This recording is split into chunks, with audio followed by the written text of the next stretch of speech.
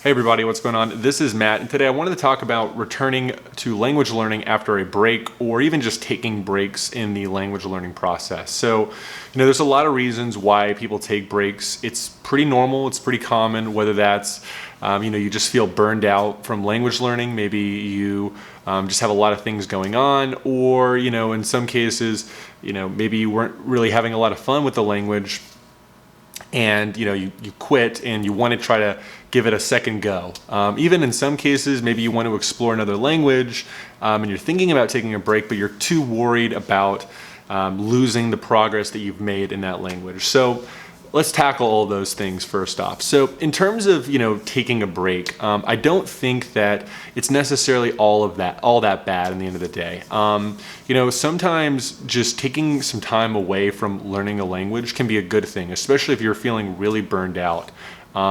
Just kind of getting that kind of restart, whether that's a week or a month or something like that, can really help you to get back into things a lot more rejuvenated. In some cases, some people want to just take some time to beef up another language that they're learning, or just try something out in general too. And I think that that's totally a valid thing to go out and try to do, because if you have that desire to want to try to learn something else, go see where that leads you. Don't be afraid that you're just going to lose all your progress if you take 2 weeks off of language learning, or just go explore another language for a little while. The language is always going to be there. It's not going anywhere. So I think that's important to note. And the thing about it too is that while you may return and things will be rusty, you'll be surprised that a lot of that knowledge will come back pretty quickly, right? You'll pick up the words again.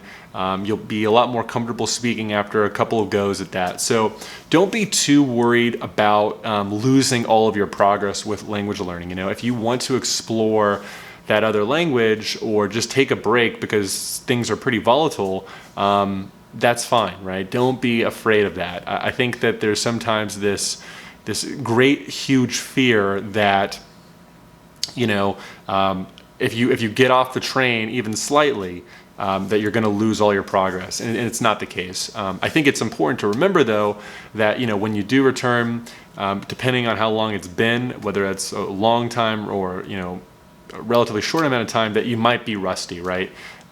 Your vocabulary might be a little bit shaky at first, especially speaking might not be the best, but it will come back slowly but surely, like most skills out there. So don't be afraid of that if that's something that you're looking into. Now, when you're returning from a break, I think it's really important, to do a couple of things, right? And something I always talk about is that routine and that habit. And it's especially important after returning from a break to really establish that consistency in that habit, because when you're in a routine and a habit, it's very easy to maintain that once you've kind of set that already in motion, right? Let's say you've been doing that habit for 3 weeks, which some of the literature out there would suggest is like kind of how long it takes to kind of get a habit rolling.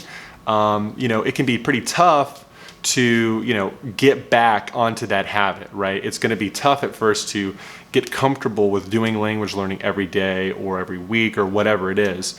So, when you're returning from that break, whether that's just a short break or even going back into a language that you left off for a while, definitely be pretty focused on getting a nice routine and habit back, because you'll thank yourself later, because that will make the process of shaking off some of those cobwebs a lot easier and a lot better than if you just kind of are there sporadic, right? Because if you return to the language learning process sporadically, depending on why you maybe took a break, it could maybe even just cause you to enter another break, right? Like, let's say you got really burned out in the language learning process.